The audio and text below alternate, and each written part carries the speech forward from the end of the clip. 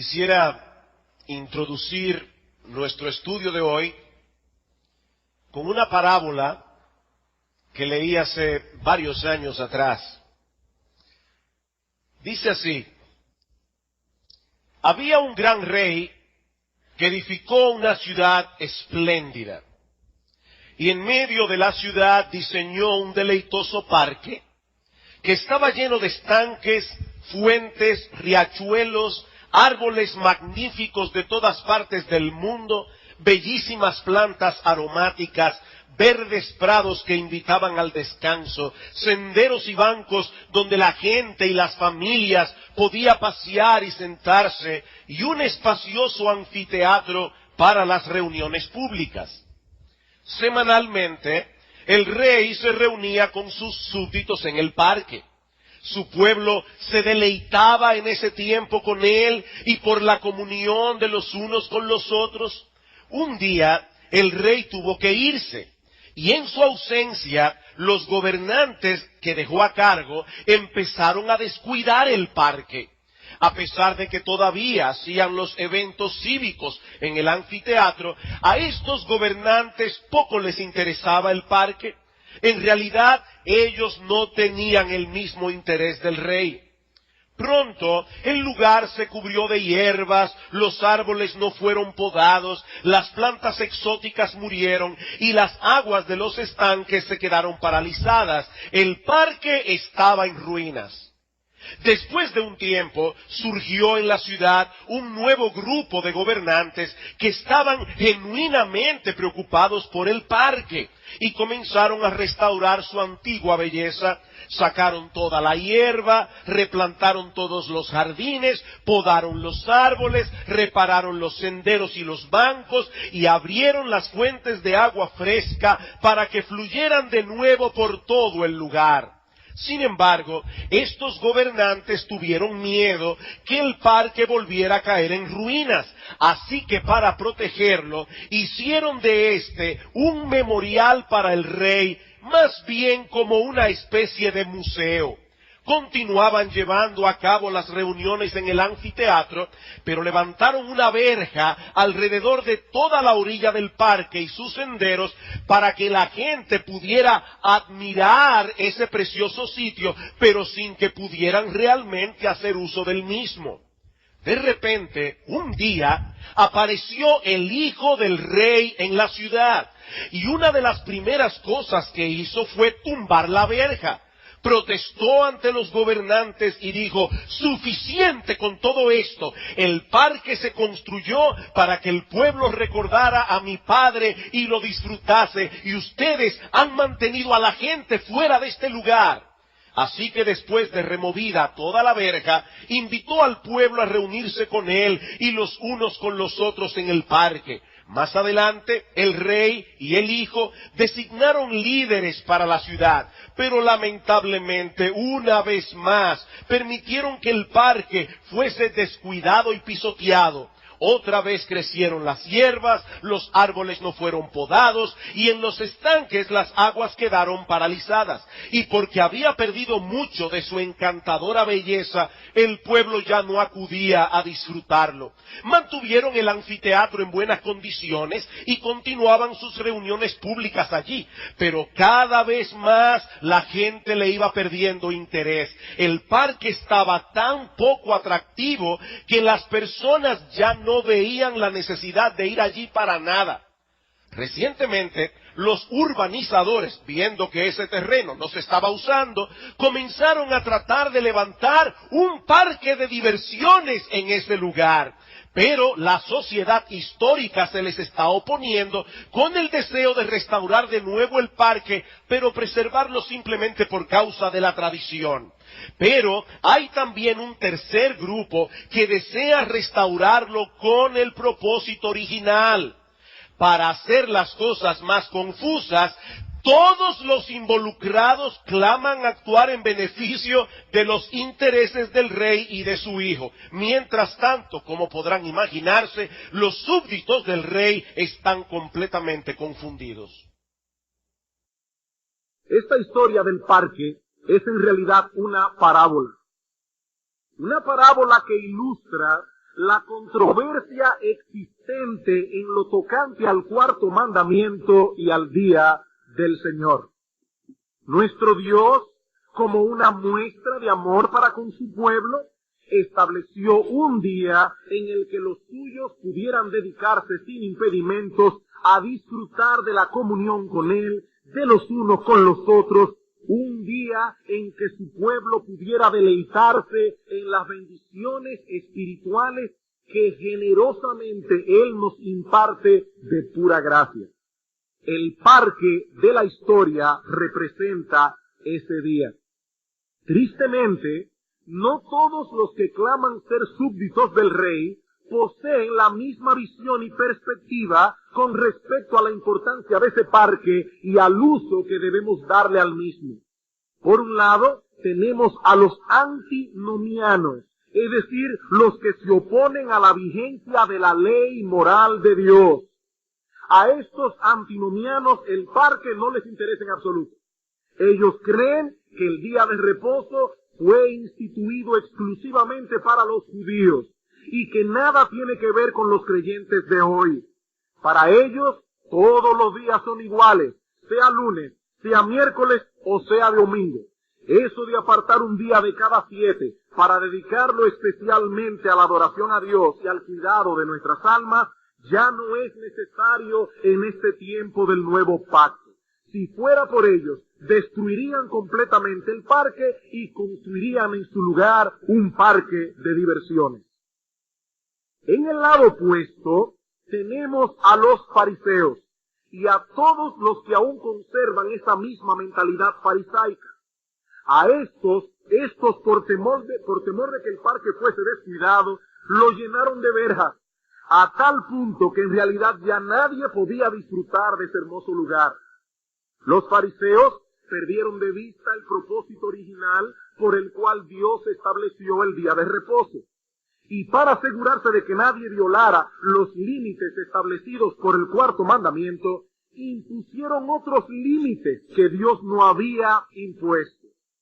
De ese modo convirtieron este día en un tiempo opresivo, en un tiempo triste, en el que era prácticamente imposible experimentar gozo, deleite y satisfacción.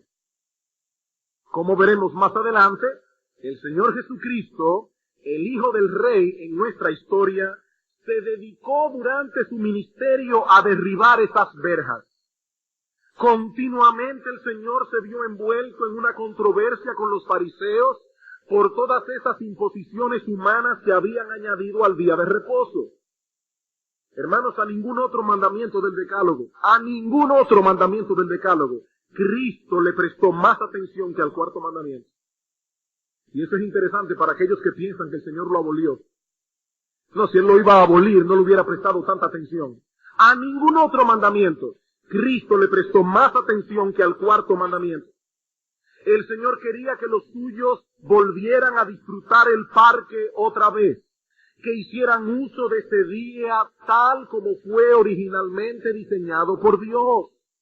Cristo no abolió el cuarto mandamiento. Él mismo dice en Mateo capítulo 5, versículo 17, que Él no vino a abrogar la ley o los profetas. Y a los que profesaban ser sus discípulos, el Señor advirtió que una de las marcas que caracterizarían a los suyos en este tiempo del nuevo pacto era su obediencia a la ley moral de Dios. Pero no la obediencia que tenían los fariseos, con una mentalidad legalista. Tenemos que obedecer los mandamientos para salvarnos. No era esa mentalidad legalista que el Señor quería que los suyos tuvieran. No era esa forma externa, parcial e hipócrita con que los fariseos guardaban la ley, sino con un verdadero deseo de agradar a Dios, movidos por el amor a Dios y por la convicción de que tales mandamientos habían sido promulgados por un Padre amante que busca nuestro bien. Por eso el Señor dice en Mateo capítulo 5, versículos 19 y 20, de manera que cualquiera que quebrante uno de estos mandamientos muy pequeños y así enseñe a los hombres, muy pequeño será llamado en el reino de los cielos, mas cualquiera que los haga y los enseñe, éste será llamado grande en el reino de los cielos. Porque os digo que si vuestra justicia no fuere mayor, no menor, mayor que la de los escribas y fariseos, no entraréis en el reino de los cielos. El fruto que emana de un corazón creyente no es la mentalidad de ya soy salvo y por lo tanto no tengo que preocuparme mucho por este asunto de obedecer a Dios. Nosotros le llamábamos a eso hace unos domingos atrás mentalidad de funcionario corrupto. Mentalidad de funcionario corrupto. Pero yo estoy en el gobierno, tengo conexiones, no importa que yo viole la ley, yo tengo contactos. Un creyente no puede tener una mentalidad de funcionario corrupto, no. Cristo dice que la justicia de un verdadero creyente, su obediencia a Dios, será mayor que la de los escribas y fariseos. Nuestra obediencia no es legalista, ni externa, ni parcial, ni hipócrita. Es más bien la obediencia que fluye de un corazón transformado por la gracia de Dios, movida por un profundo y sincero deseo de agradar a nuestro Padre que está en los cielos, y por la convicción de que nuestra felicidad está en hacer lo que Él nos manda, y no lo que emana de nuestro engañoso corazón. Así que Cristo no vino a anular el cuarto mandamiento. Cristo se ocupó más bien de echar abajo todas las verjas que los fariseos habían levantado alrededor del parque para que su pueblo volviera a disfrutar de él conforme al diseño original de su Padre. Pero esto trae de inmediato un interrogante. ¿Y cuál era el propósito original de Dios al instituir este día? ¿Cuál era el propósito original de Dios al instituir este día? Son muchas las interrogantes que se plantean con respecto a la permanencia de este día y al uso que debemos darle al mismo nosotros, los creyentes del nuevo pacto. Muchas de estas interrogantes son respondidas al comprender el propósito por el cual Dios instituyó el día de reposo. Y ese es precisamente el tema que quisiera tratar en esta mañana y el domingo próximo, si el Señor lo permite, a la luz de tres pasajes claves de las Escrituras que vamos a considerar antes de llegar a Éxodo 20. Antes de llegar en nuestra serie de sermones que estamos llevando en los 10 mandamientos, antes de llegar a Éxodo 28, vamos a ver estos tres pasajes claves. Y el primero de ellos es Génesis capítulo 2, versículos 1 al 3. Génesis capítulo 2, versículos 1 al 3. En la historia, nosotros no nos identificamos con los antinomianos que quieren destruir el parque, no nos identificamos con los fariseos que quieren llenarlo de verjas, no nos identificamos con la sociedad histórica que quiere hacer del parque un museo, nos identificamos con aquellos que quieren hacer uso del parque en su diseño original. ¿Cuál es ese diseño original del parque? Génesis capítulo 2, versículos 1 al 3. Fueron pues acabados los cielos y la tierra y todo el ejército de ellos. Y acabó Dios en el día séptimo la obra que hizo, y reposó el día séptimo de toda la obra que hizo, y bendijo Dios al día séptimo y lo santificó, porque en él reposó de toda la obra que había hecho en la creación. Este texto es de suprema importancia para el tema que estamos tratando aquí. En Éxodo capítulo 20, versículo 11, en los 10 mandamientos, se hace referencia a este pasaje de las Escrituras para explicar la razón del cuarto mandamiento. Dice en Éxodo 20, porque en 6 días hizo Jehová los cielos y la tierra, el mar y todas las cosas que en ellos hay, y reposó en el séptimo día. Por tanto, Jehová bendijo el día de reposo y lo santificó. Dos cosas vemos en Génesis capítulo 2, versículos 1 al 3, que apuntan hacia el establecimiento del día de reposo. En primer lugar, el ejemplo de Dios, y en segundo lugar, la declaración expresa de Dios. En primer lugar, el ejemplo de Dios, En segundo lugar, la declaración expresa de Dios. Veamos estas dos cosas por separado. En primer lugar, el ejemplo de Dios. En primer lugar, el ejemplo de Dios. Versículo 2. Acabó Dios en el día séptimo la obra que hizo y reposó el día séptimo de toda la obra que hizo. Aquí se nos dice que Dios reposó al día séptimo de haber iniciado su obra creadora. Y lo mismo se repite en el versículo 3. Bendijo Dios al día séptimo y lo santificó porque en él reposó de toda la obra que él había hecho. En ambos casos, la palabra hebrea que se usa allí para reposo es sabá. Y sabá significa literalmente cesar, reposar. Ahora bien, hermanos, eso no quiere decir que Dios estaba cansado y se tomó un descanso en ese día. Ya hice las estrellas, los cielos, los planetas, los árboles, los animales, al hombre, estoy cansado. No. En Isaías capítulo 40, versículo 28, se nos dice que nuestro Dios no desfallece ni se fatiga con cansancio. Nuestro Dios es todopoderoso. Él no tiene la misma necesidad que nosotros tenemos de recrear sus fuerzas, porque Él nunca se cansa, Él nunca se agota. Él hubiese podido crear 1.000.000 de mundos iguales al nuestro y sus fuerzas hubiesen quedado intactas. Tampoco significa este texto que Dios entró en un periodo de inactividad a partir del séptimo día de la creación. No. El Señor Jesucristo dijo en Juan capítulo 5 versículo 17 que desde el principio de la creación Dios el Padre ha continuado trabajando y Él también. Mi Padre hasta ahora trabaja y yo también. Dios continúa preservando el mundo que creó. Dios continúa interviniendo en la historia del hombre a través de su providencia. Dios continúa llevando hacia adelante su plan soberano de redención. ¿Cuál es entonces el significado de este reposo sabático de Dios? ¿Por qué Dios reposó al séptimo día de haber iniciado el proceso creativo que se nos narra en el capítulo 1 del Génesis? Por 4 razones. Por 4 razones.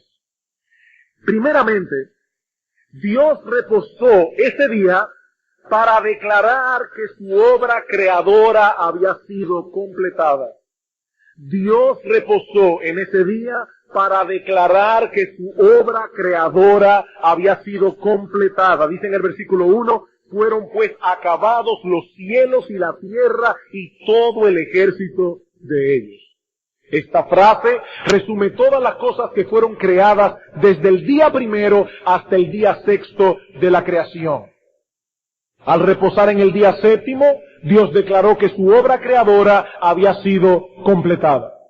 Como bien señala un comentarista, desde entonces ningún cambio permanente se ha hecho en el mundo. Ninguna especie de animales ha sido formada. Ninguna ley de la naturaleza ha sido abrogada, ni ninguna ha sido añadida. La creación como tal ha sido completada por Dios. El Señor continúa gobernando el mundo, el Señor continúa atento al proceso de vida de todas las cosas que Él ha creado, el Señor continúa llevando adelante su plan de redención. Pero hermanos, en lo que respecta a la obra creadora de Dios, esta fue completada en el día sexto. En el día de mañana no se va a aparecer de repente un animal rarísimo que nunca se ha visto. No. Lo que Dios iba a crear, ya lo creó. Dice en Éxodo 20:11, en 6 días hizo Jehová los cielos, la tierra, el mar y todas las cosas que en ellos hay. Al reposar en el día séptimo, Dios estaba declarando, mi obra ha sido completada. En segundo lugar, Dios reposó al día séptimo para expresar un sentido de satisfacción o deleite en todas las cosas que Él había creado. Dios reposó en el día séptimo para expresar un sentido de satisfacción o deleite en todas las cosas que Él había creado. Éxodo capítulo 31, versículo 17. Éxodo capítulo 31, versículo 17.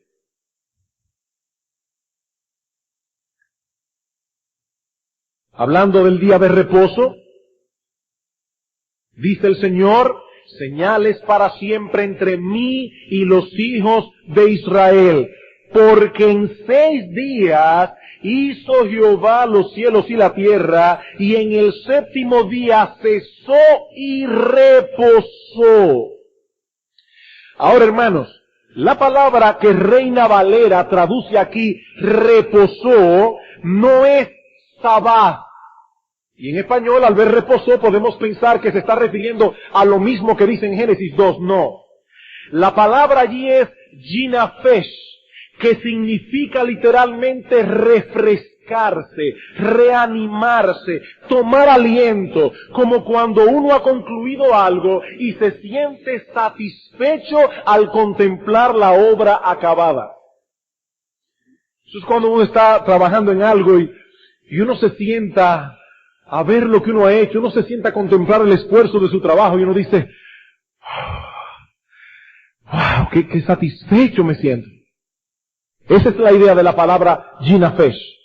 Es la misma que aparece en Éxodo capítulo 23, versículo 12. Éxodo capítulo 23, versículo 12. 6 días trabajarás y al 7º día reposarás, para que descanse tu buey y tu asno, y tome refrigerio el hijo de tu sierva y el extranjero. El día de reposo es un día de recreación, es un día para refrescarse, es un día para reanimarse física y espiritualmente. Ahora, por supuesto, hermanos, debemos entender esto cuando se refiere a Dios como un antropomorfismo. De antropos, que significa hombre, y morfe, que significa forma. Un antropomorfismo es una figura que Dios usa para hacernos entender con algo análogo o similar a nuestra experiencia, algo de su persona, de su carácter o de su obra. Así que al decir que Dios se refrescó aliviado al contemplar la creación ya terminada, no debemos pensar que Dios estaba literalmente exhausto, necesitado de volver a tomar aire. No, ya vimos que Dios no se cansa. Dios está más bien permitiéndonos contemplar en su interior lo que Él experimentó en aquel momento. Hermano, nuestro Dios no es una máquina computadora. A veces cuando nosotros pensamos en alguien perfecto, nos imaginamos en alguien frío, sin emociones y sin sentimientos. Pero nuestro Dios es perfecto y al mismo tiempo es un Dios que siente emociones. Y cuando Dios contempló al 7º día todo lo que Él había hecho, hermanos, Dios en un lenguaje que nosotros podemos entender, nos está diciendo que Él contempló con deleite, con satisfacción, la obra que Él había hecho en esos días. En palabras del mismo libro del Génesis, vio Dios todo lo que había hecho y he aquí, era bueno en gran manera. Era bueno en gran manera.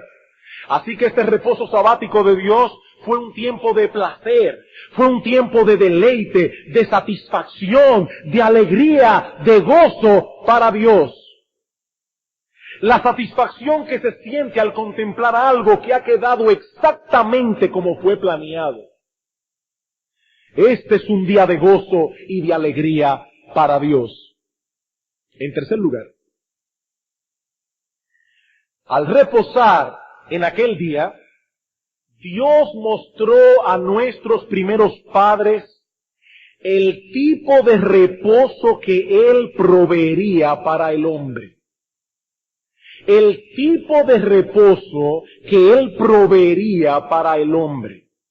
Dios no creó al hombre para morir, sino para disfrutar en vida eterna, eterna comunión con Él.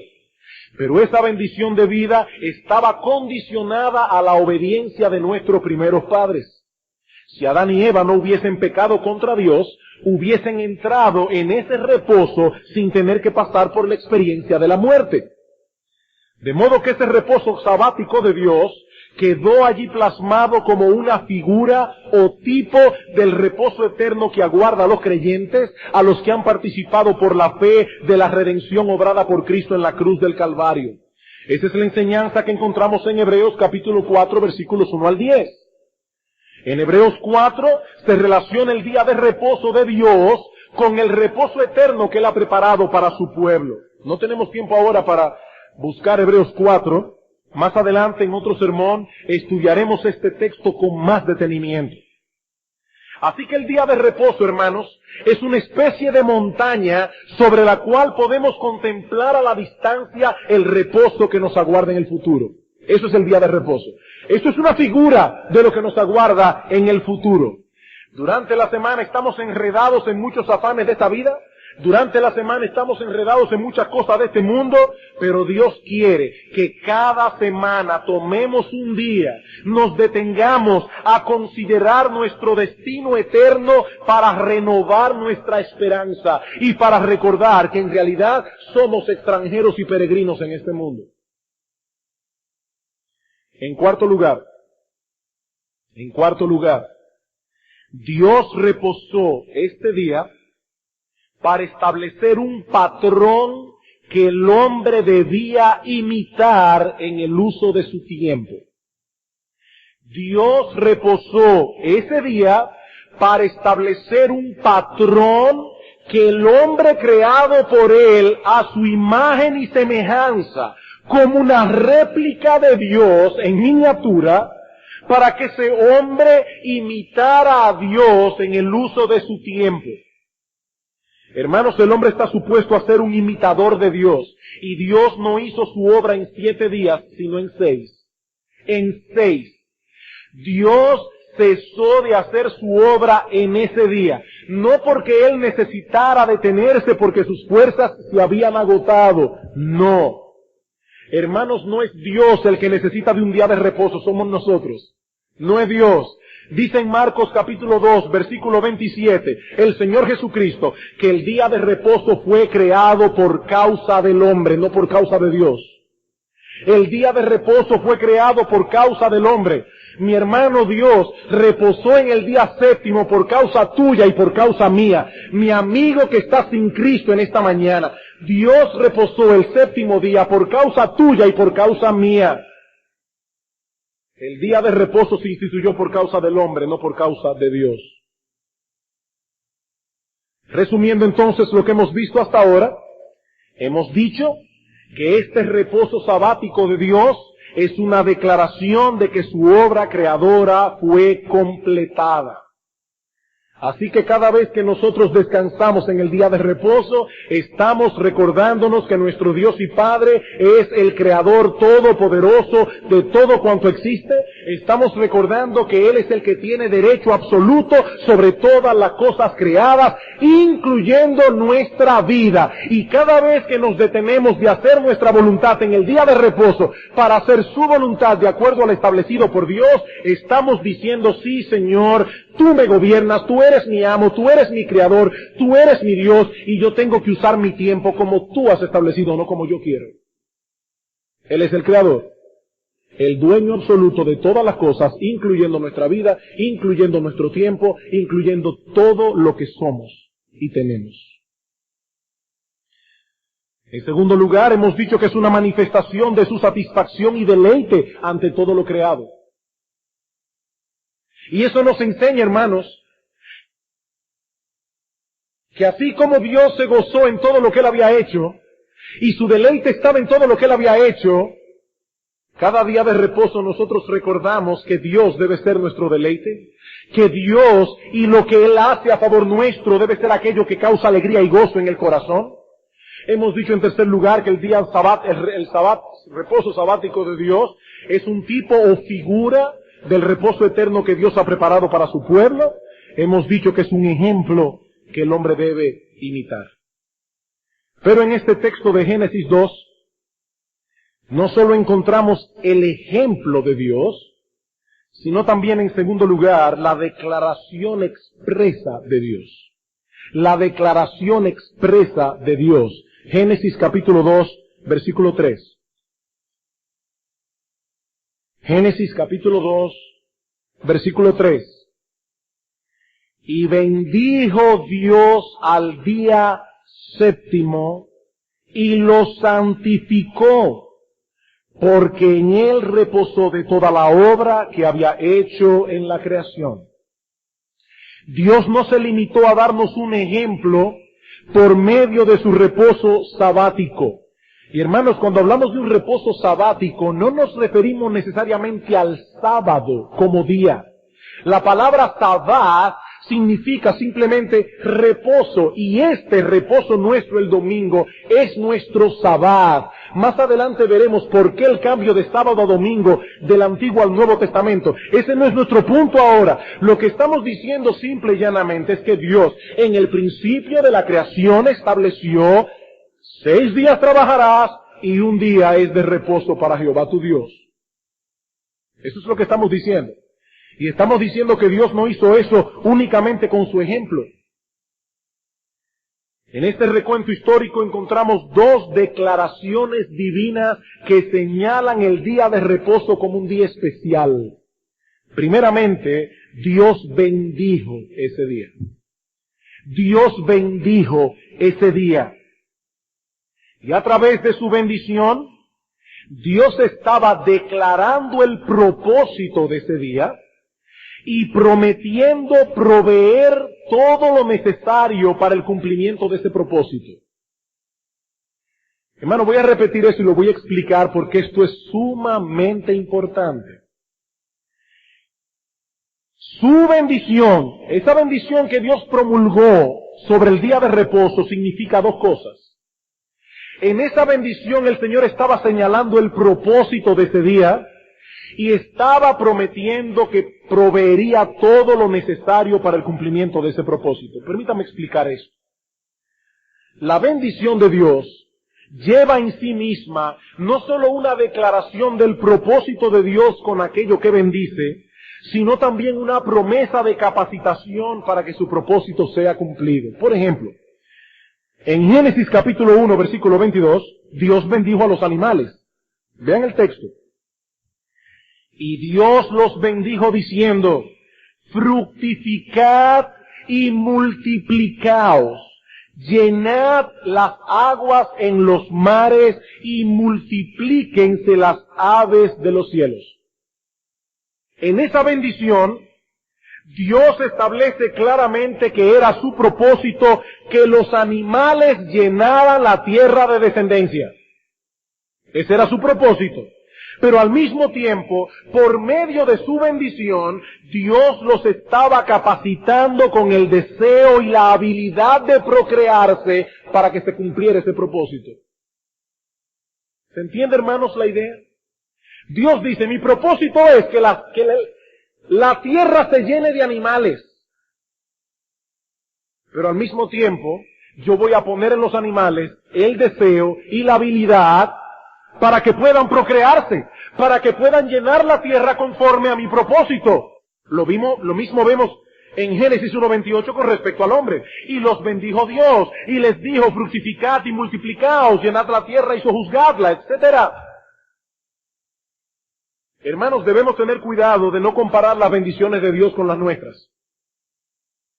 Nosotros pronunciamos muchas veces palabras de bendición sin estar realmente sopesando lo que estamos diciendo. El Señor te bendiga, pero eso es un decir, es un saludo. Es tomar el nombre de Dios en vano, cuando lo decimos sin pensar.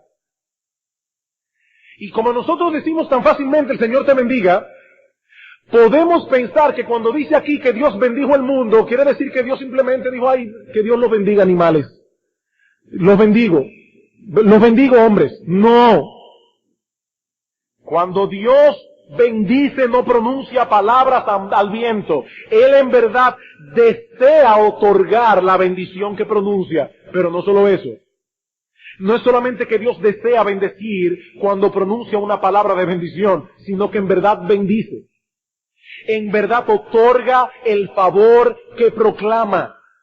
La palabra de Dios es poderosa. Dios dijo, sea la luz, y la luz fue hecha. Dios dijo, produzca la tierra hierba verde, y la tierra produjo hierba verde. La palabra de Dios tiene poder para llevar a cumplimiento lo que proclama.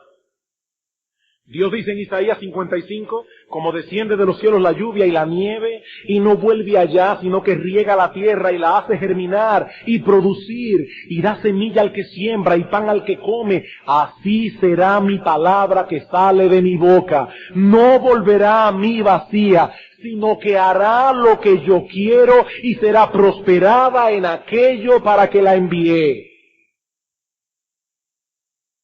Las bendiciones que Dios pronuncia tienen el poder de impartir el favor que promete. Y Dios bendijo el día de reposo. Al bendecir el día de reposo, Dios estaba invistiéndolo con una promesa de prosperidad espiritual y física para todos aquellos que observen ese descanso semanal adecuadamente. El día de reposo es un medio de gracia en las manos de Dios. Dios bendijo ese día. Dios llenó ese día de beneficios espirituales para todos los que lo observen adecuadamente. Por eso es imposible, hermanos, óiganme bien, es imposible tener una vida espiritual vigorosa. Es imposible crecer espiritualmente. Es imposible madurar como cristiano si no se guarda adecuadamente el día de reposo. Eso es imposible. Eso no puede ser. Dios bendijo ese día. Dios llenó ese día de beneficios. Y nosotros no podemos crecer espiritualmente. Nosotros no podemos madurar espiritualmente a menos que no nos dediquemos a recibir los beneficios de ese día. Estamos perdiendo la bendición de Dios cuando no se guarda adecuadamente el día de reposo. Isaías, capítulo 58. Este texto es probablemente el mejor comentario que encontramos en la Biblia de lo que significa la bendición pronunciada por Dios sobre el día de reposo. En nuestro próximo sermón, el domingo próximo, estudiaremos este texto detenidamente. Por ahora solo me limitaré a citarlo.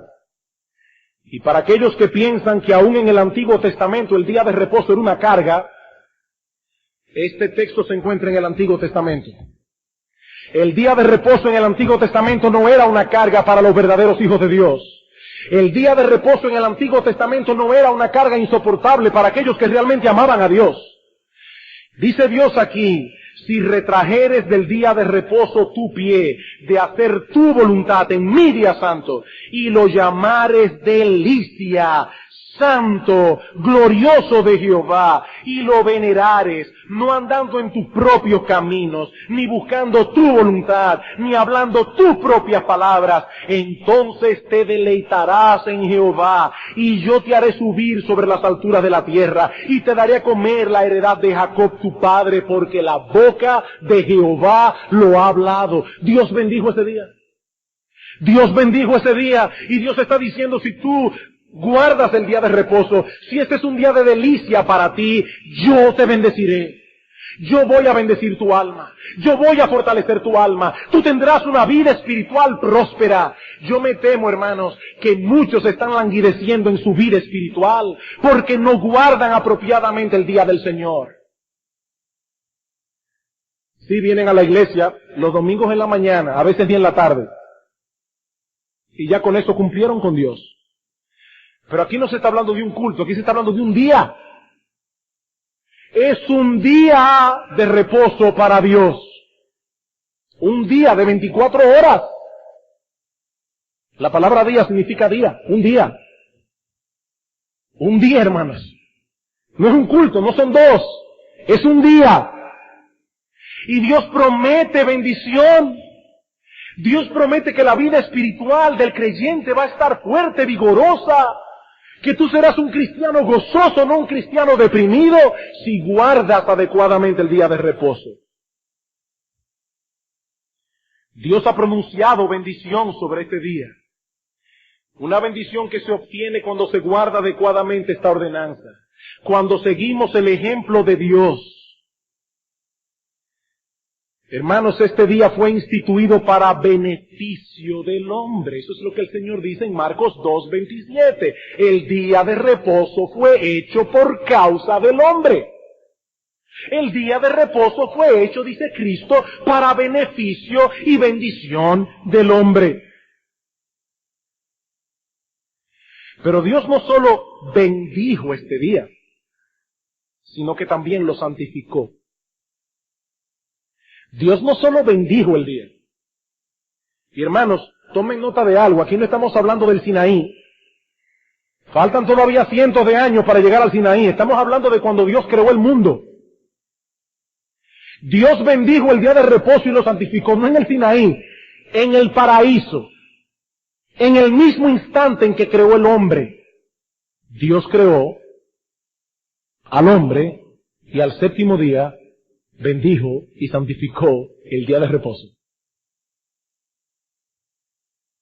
¿Qué hizo Dios? Versículo 3 del capítulo 2. Y bendijo Dios al día séptimo y lo santificó. Cuando la Biblia nos habla de algo que ha sido santificado, lo que quiere decir es que Dios lo ha separado de su uso común y lo ha puesto aparte para un uso religioso especial, para aquello que tiene que ver con su adoración y con su servicio. Por ejemplo, el templo de Dios en el Antiguo Testamento fue santificado, junto con todo lo que tenía dentro. Eso hacía de este edificio algo especial. Ese no era el lugar para hacer reuniones de negocios. Ese no era el lugar para practicar deportes. Ese no era el lugar para que los reyes de Israel se reunieran con su gabinete para planificar estrategias de guerra. No. Ese edificio y todo lo que contenía dentro había sido separado de todas las otras edificaciones de Israel para el uso particular de la adoración y el servicio de Dios. Por eso, cuando al rey Belsasar de Babilonia se le ocurrió hacer uso de los vasos del templo de Salomón para su fiesta pagana y orgiástica, la ira de Dios cayó sobre él y sobre todo el imperio babilónico. Daniel capítulo 5. Versículo 1. El rey Belsasar hizo un gran banquete a 1000 de sus príncipes y en presencia de los 1000 bebía vino. Belsasar, con el gusto del vino, probablemente queriendo decir estaba ya fuera de sí, mandó que trajesen los vasos de oro y de plata que Nabucodonosor su padre había traído del templo de Jerusalén, para que bebiesen en ellos el rey y sus grandes, sus mujeres y sus concubinas. Entonces fueron traídos los vasos de oro que habían traído del templo de la casa de Dios, que estaba en Jerusalén, y bebieron en ellos el rey, sus príncipes, sus mujeres y sus concubinas. Bebieron vino y alabaron a los dioses de oro y de plata, de bronce, de hierro, de madera y de piedra. En aquella misma hora aparecieron los dedos de una mano de hombre que escribía delante del candelero sobre lo encalado de la pared del palacio real, y el rey veía la mano que escribía. Entonces el rey palideció y sus pensamientos lo turbaron y se debilitaron sus lomos y sus rodillas daban la una contra la otra. Se le fue la borrachera en un segundo. Una mano aparece y escribe Mene, Mene, Tekel Uparsin. Y Daniel manda a llamar a todos los sabios, Belsasar, a todos los sabios para que interpreten. Y finalmente viene delante de él Daniel. Y lo primero que hace Daniel es recordarle a este hombre cómo Dios había humillado a su padre Nabucodonosor cuando él se había ensoberbecido contra Dios. Y ahora dice en el versículo 22, y tú, su hijo Belsasar, no has humillado tu corazón sabiendo todo esto, sino que contra el Señor del cielo te has ensoberbecido e hiciste traer delante de ti los vasos de su casa, y tú y tus grandes, tus mujeres y tus concubinas bebisteis vino en ellos. Además de esto diste alabanza a dioses de plata y oro, de bronce, de hierro, de madera y de piedra, que ni ven, ni oyen, ni saben. Y el Dios en cuya mano está tu vida, y cuyos son todos tus caminos, nunca honraste. Entonces de su presencia fue enviada la mano que trazó esta escritura. Y la escritura que trazó es Mene, Mene, Tekel, Uparsin. Esta es la interpretación del asunto. Mene, que significa pesar. Contó Dios tu reino y le ha puesto fin. Tekel, pesado has sido en balanza y fuiste hallado falto. Peresh, tu reino ha sido roto y dado a los medos y a los persas. Y esta misma noche el imperio babilónico cayó delante de Dios. Ahora imagínense que Belsasar hubiera dicho, bueno, Daniel, yo no soy judío. Esos vasos para mí eran un vaso como cualquier otro. Es que sean judíos o no. Dios había santificado esos vasos. Y esos vasos no podían usarse en una forma común y corriente. Hacer un uso común de aquello que Dios ha santificado es una profanación. Y Dios santificó el día de reposo. Hay muchas cosas que podemos hacer en el resto de la semana porque son días comunes y corrientes. Pero no debemos hacerlas en este día porque este es un día santo. Todos los días le pertenecen a Dios, pero este le pertenece en una forma especial. Es por esto que en el Nuevo Testamento se le llama el día del Señor. En el Antiguo, el día de reposo. En el Nuevo, el día del Señor. Es un día que le pertenece al Señor particularmente. Él quiere que un séptimo de nuestro tiempo lo separemos para Él. Él quiere que un día de cada 7 nos apartemos de los afanes de este mundo temporal para tener comunión con Él sin los obstáculos que normalmente encontramos en el resto de la semana. Para dedicarnos sin distracciones a gozarnos y deleitarnos en Él. Y por supuesto, para darle descanso a nuestros cuerpos. Dios santificó el día de reposo. Lo apartó del resto de los días de la semana para su uso especial. 6 días trabajarás y harás toda tu obra, pero el séptimo es mío, dice Dios. Si un hombre ha vivido 21 años, Dios espera que 3 de esos años Él los haya dedicado de esa manera. Un séptimo de nuestro tiempo. 6 días para hacer nuestras labores cotidianas. Miren qué generoso es Dios.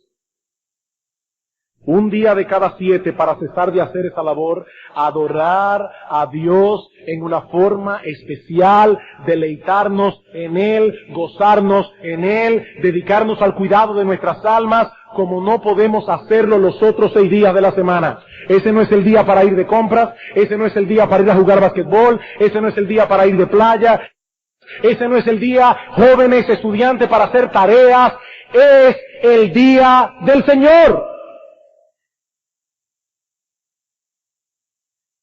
Del Señor. Es el día del Señor, eso dice en el Nuevo Testamento.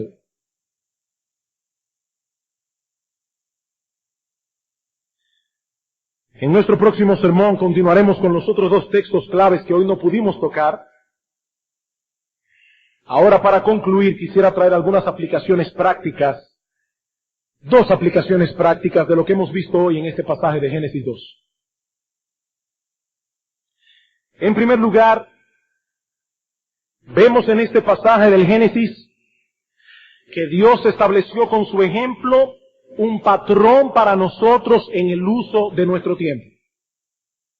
Él no se cansa, como hemos visto, pero aún así reposó al séptimo día desde el principio de la creación. Él dividió el tiempo, hermanos, en períodos cortos de 7 días, llamado semanas.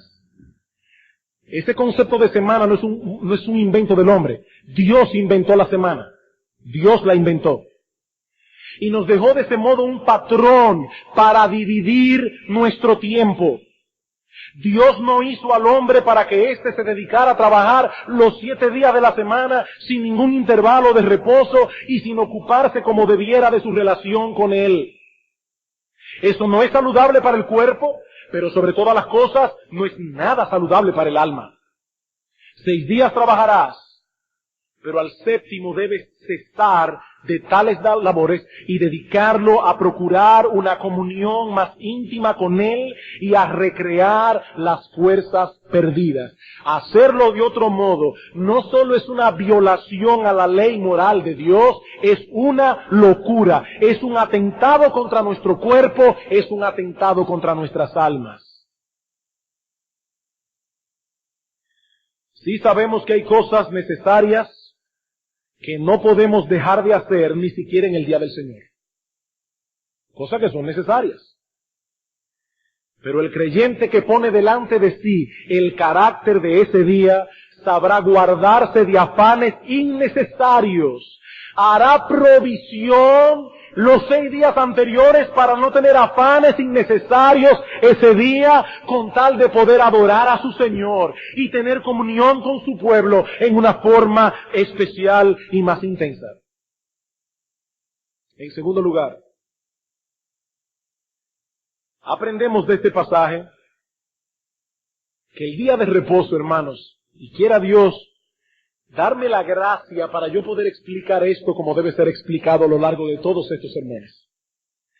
El día de reposo fue instituido originalmente para nuestro beneficio, gozo, alegría, deleite y bendición. Dios bendijo ese día y lo santificó, enseñándonos de ese modo que el día de reposo, antes de ser una carga para el hombre, debe ser un día de deleite y de gozo. Es un día de fiesta. Dios ha establecido este día para que sea un tiempo de deleitosa comunión con Él. Un día de cada 7, hermanos, Dios nos releva de las ocupaciones comunes y pasajeras en las que tenemos que estar ocupados en el resto de la semana. Dios nos dice, ven, hijo mío, ven, deja eso, ven.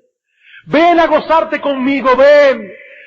Sí, en el resto de la semana estuviste haciendo tu devocional y sacando un tiempo aquí y allá, pero yo sé, hijo mío, que hay muchas cosas en el resto de la semana. Tú tienes que estudiar, tú tienes que trabajar, tienes que hacer muchas cosas. Ahora ven, hijo mío, ven. Te libero de esos afanes para que puedas estar conmigo. Te quiero conmigo, mi hijo. Yo quiero que te goces conmigo. Ven, deja eso. Quiero que te alegres en mí. Eso es el día de reposo. Eso es el día de reposo. No es lo que los fariseos hicieron del día de reposo. Dios nos dice, deja estas cosas temporales y pasajeras y ven, disfruta de aquello que tiene valor eterno. Y yo me pregunto, hermanos, ¿es esto una carga para un verdadero hijo de Dios? ¿Es una carga para un verdadero hijo de Dios? El relevarlo de muchas de sus preocupaciones terrenales para poder ocuparse en Dios y en la gran salvación que Él nos ha otorgado. El día del Señor es un día de gozo, de deleite, de fiesta, como dice el salmista en el Salmo 118, versículo 24, este es el día que hizo Jehová, nos gozaremos y alegraremos en Él. Los hijos de Dios, los verdaderos hijos de Dios, no los falsos, pero los verdaderos hijos de Dios aman estar con Dios. Aman escuchar su palabra, aman tener comunión con su pueblo. Y Dios ha dicho que Él traerá su presencia especial en este día y de manera particular en este lugar cuando su iglesia se reúne en la mañana y en la tarde. Comenzar el día y terminar el día en la presencia especial de Dios. Y como los creyentes verdaderos aman a Dios, aman el día de reposo.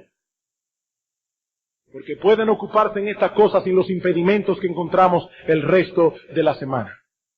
Mi amigo que estás aquí sentado en esta mañana, si esto no es un deleite para ti, si tú no anhelas la llegada del domingo, si tú no lo anhelas, si tú no anhelas la llegada de este día para venir a la iglesia a adorar a Dios y tener comunión con su pueblo, si tú no anhelas la llegada del domingo para ocuparte de tu alma y de tu vida espiritual con más tranquilidad y con más tiempo, para poder leer todos esos libros que se quedaron sin leer durante la semana, para poder orar, con más tranquilidad.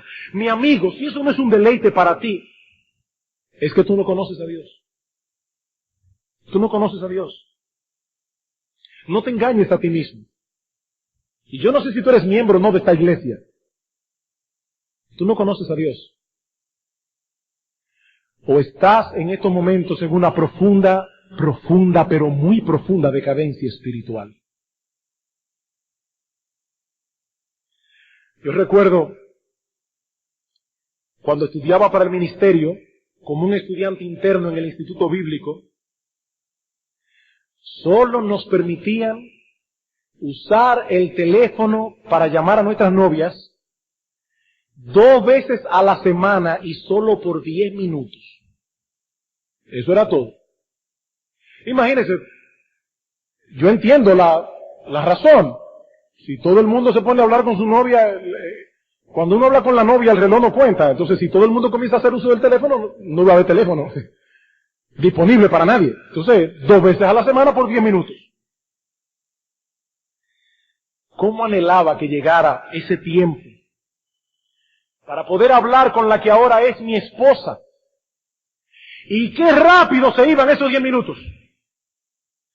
Si alguien me hubiese dicho en esa época que ese tiempo de hablar por teléfono con mi prometida era una carga, o las veces que podíamos estar juntos los fines de semana sin la presión del instituto, si alguien me hubiese dicho a mí en aquel tiempo que eso era una carga, yo lo hubiese mirado como a un loco.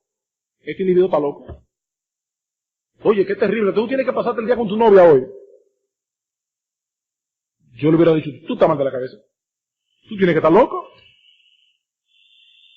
Pocas cosas anhelaba yo como poder estar con aquella persona que tanto amaba, poder conversar con ella, abrirle mi corazón. Esos momentos de comunión no eran una carga, eran una delicia. Si me hubiesen otorgado un día de cada 7 solo para dedicárselo a ella, lo hubiese visto como un regalo deleitoso, no como un castigo. Pues con mucha más razón debemos ver el día del Señor como un tiempo deleitoso y no como una carga. Este es el parque que nuestro Rey ha construido para encontrarse con nosotros cada semana en una forma especial. Y hermanos, gloria a Dios, que nuestro Dios que está en los cielos desciende cada domingo para encontrarse con su pueblo. Gloria al Señor, aleluya por eso. Este es el parque en el que nuestro Rey de Reyes y Señor de Señores viene a pasearse para encontrarse con nosotros en una forma especial. Este es el lugar en el que nuestras almas son refrescadas después de cada semana de trabajo y de lucha. Este es el paraje en el que nos detenemos a contemplar por fe el reposo eterno que nos aguarda cuando nuestro Señor Jesucristo regrese en gloria. Hermanos, esta es la posada donde los hijos de Dios se reúnen luego de una semana de separación para gozarse juntos en Dios y para alentarse y exhortarse mutuamente al amor y a las buenas obras, como dice en Hebreos 10:24. Y yo te pregunto, mi hermano, a ti que profesas tener fe en Jesucristo, es el día del Señor para ti. No pienses en el que está al lado, yo estoy hablando de ti, mi hermano, para ti. Es el día del Señor para ti. Un tiempo de deleitosa comunión con Dios.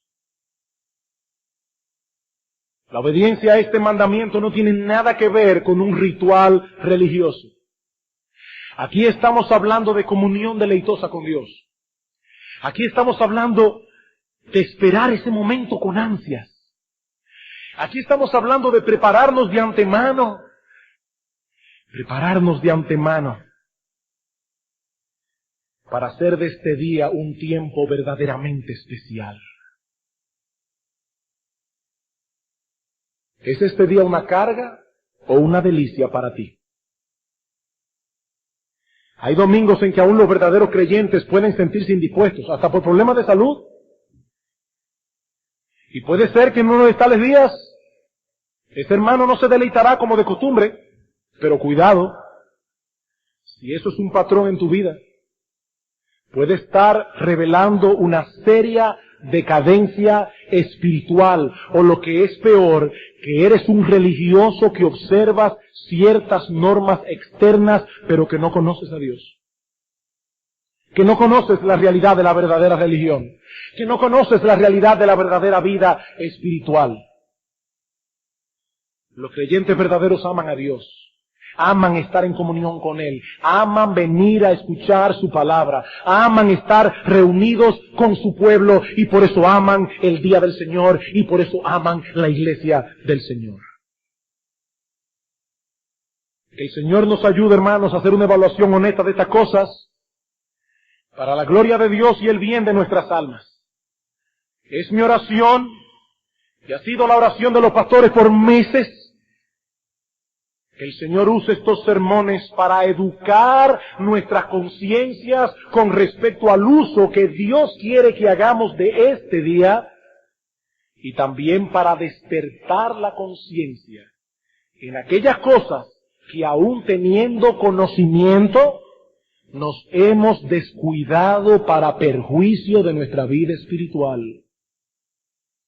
Que el Señor nos ayude, hermanos, a educar nuestras conciencias, a despertar las conciencias para la gloria de Dios y para el bien de nuestras almas. Vamos a orar.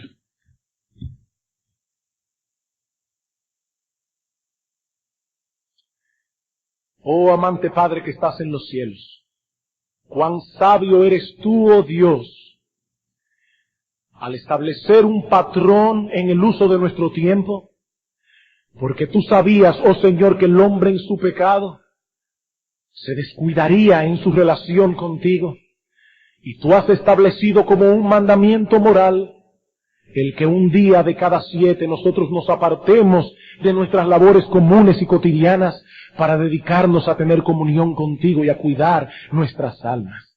Te alabamos, oh Señor y Dios, por este día. Te alabamos, oh bendito Rey, por este parque en el que nosotros podemos encontrarnos contigo cada semana.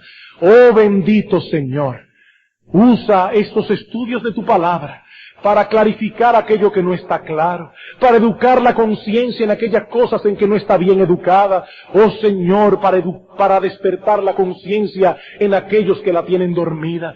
Oh Señor, convence a los obstinados. Oh bendito Señor, convence a los que contradicen. Oh Rey de los cielos, pon en nosotros cada vez más amor por ti, por tu palabra, por tu iglesia, por tu pueblo, para que cada vez más este día sea un día de deleite y de gozo espiritual delante de ti.